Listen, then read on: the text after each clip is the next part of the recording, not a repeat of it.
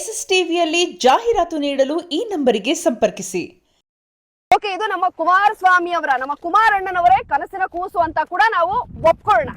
ಕನಸಿನ ಕೂಸನ್ನ ಪಾಲನೆ ಮಾಡಿ ಪೋಷಣೆ ಮಾಡಿ ಬೆಳೆಸಿ ಅಂತ ನಾವು ಹೇಳ್ತಾ ಇಲ್ಲ, ಅದನ್ನ ಹೊಸಕಾಕಿ ಅಂತ ಹೇಳ್ತಾ ಇದೀವಿ. ಸೊ ಇದೇ ಅಲ್ವಾ ನಮ್ಮ ಕನಸಿನ ಕೂಸು, ನಾವ್ ಇಲ್ಲೇ ಸುಟ್ಟಾಕ್ತಿವಿ, ಇದನ್ನೆಲ್ಲ ಹೊಸಕಾಕ್ತಿವಿ. ಹಾಗಾದ್ರೆ ನೀವು ಬಿಟ್ಬಿಡಿ, ಬನ್ನಿ ಹಾಕೋಣ. ಧಗ ಧಗ ಉರಿಬೇಕು. ಇವರು 1000 ಪೇಜ್ ಅಲ್ಲ 10,000 ಪೇಜ್ ಕಳಿಸಿದ್ರು ಅದನ್ನ ಸುಟ್ಟು ಭಸ್ಮ ಮಾಡೋದಕ್ಕೆ 2 ನಿಮಿಷ ಸಾಕು. ನಮ್ಗೆ ಕನಸಿನ ಕೂಸು ಬೇಕಾಗಿಲ್ಲ. ನೀವ್ ಹೇಳ್ತಾ ಇದ್ರಲ್ಲ ನಮ್ಮ ಕುಮಾರಣ್ಣನ ಕನಸಿನ ಕೂಸು ಅಂತ, ಇದನ್ನ ನಾವ್ ಇಲ್ಲೇ ಸುಟ್ಟು ಭಸ್ಮ ಮಾಡ್ತಾ ಇದೀವಿ. ಹಾಗಾದ್ರೆ ನೀವು ಅದನ್ನ ಮಾಡಿ, ಪಾಲನೆ ಮಾಡಿ ಪೋಷಣೆ ಮಾಡಿ ಬೆಳೆಸಿ ಅಂತ ನಾವ್ ಯಾರು ಕೇಳ್ಕೊಂಡಿಲ್ಲ. ಕನಸಿನ ಕೂಸನ್ನ, ಆ ಕನಸಿನ ಕೂಸನ್ನ ನಾವೇ ಹೊಸಕಾಗ್ತಾ ಇದೀವಿ ಇಲ್ಲಿ, ನೀವು ಹೊಸಕಾಕಿ. ರೈತರ ವಿರೋಧದ ನಡುವೆ ಫೈನಲ್ ನೋಟಿಫಿಕೇಶನ್ ಅನ್ನ ರಾಜ್ಯ ಸರ್ಕಾರ ಹೊರಡಿಸ್ತು. ಅದೊಂದೇ ಮಾನ್ಯ ಮುಖ್ಯಮಂತ್ರಿಗಳು ಹೇಳ್ತಾರೆ, ಇದು ನಮ್ಮ ಕುಮಾರಣ್ಣನವರ ಕನಸಿನ ಕೂಸು ಅಂತ. ಸುಳ್ಳನ್ನ 100 ಬಾರಿ ಹೇಳ್ಬಿಟ್ರೆ ಅದು ಸತ್ಯ ಆಗುತ್ತೆ ಅನ್ನೋದು ಅವ್ರ ಭಾವನೆ. ಓಕೆ, ನಿಮ್ ಭಾವನೆನೇ ನಾವು ನಿಜ ಮಾಡ್ಬಿಡೋಣ. ಈಗ ಕನಸಿನ ಕೂಸು ಅಂತ ಏನಂದ್ರು ಅದನ್ನ ಇಲ್ಲೇ ಸುಟ್ಟು ಹಾಕಿದೀವಿ. ಕನಸಿನ ಕೂಸನ್ನ ಪಾಲನೆ ಮಾಡಿ ಪೋಷಣೆ ಮಾಡಿ ಬೆಳೆಸಿ ಅಂತ ಕುಮಾರಣ್ಣ ಆಗ್ಲಿ ನಾವಾಗ್ಲಿ ಹೇಳಿಲ್ಲ, ಅದನ್ನ ಸುಟ್ಟು ಹಾಕಿದೀವಿ. ನೀವು ಕೂಡ ಕೈಬಿಡಿ.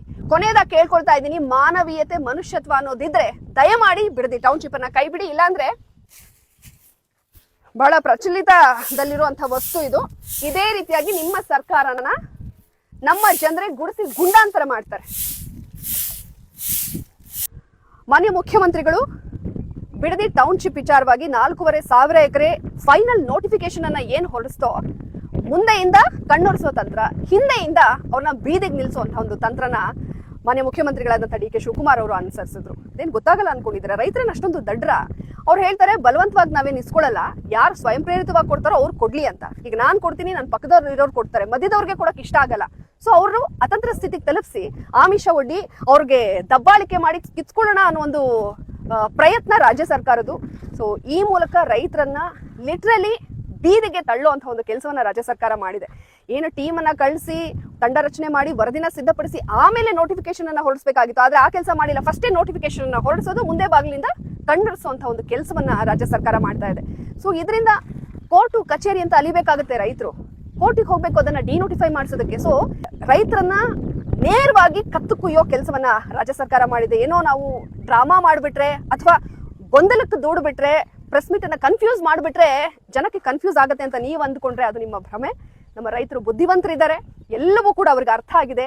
ನೀವು ಹಿಂದೆ ಬಾಗಿಲಿಂದ ಬಂದು ಕತ್ತುಕುಯ್ಯೋ ಕೆಲಸನ ಮಾಡೋದಕ್ಕೆ ನೀವು ಹೊರಟರು ಕೂಡ ರೈತರದಕ್ಕೆ ಬಗ್ಗೋದಿಲ್ಲ. ನಮ್ಮ ಹೋರಾಟ ನ್ಯಾಯಸಮ್ಮತವಾಗಿದೆ, ನಮ್ಮ ಹೋರಾಟ ಮುಂದುವರಿಯುತ್ತೆ. ಏನ್ 2 ತಿಂಗಳು ಕಾಲ ನೀವು ಮನೆಯಲ್ಲಿರಿ, ಸ್ಟ್ರೈಕ್ ಮಾಡಬೇಡಿ ಅಂತ ನೀವು ಏನೇ ಹೇಳ್ಬೋದು, ನಮ್ಮ ಹೋರಾಟ ಒಂದು ದಿನಾನೂ ಕೂಡ ನಿಲ್ಲೋದಿಲ್ಲ, ನಿರಂತರವಾಗಿ ಮುಂದುವರಿಯುತ್ತೆ. ಎಸ್ಎಸ್ ಟಿವಿ, ಸಿನಿಮಾ ಜಗತ್ತಿನ ಕ್ಷಣ ಕ್ಷಣದ ಸುದ್ದಿಯೊಂದಿಗೆ.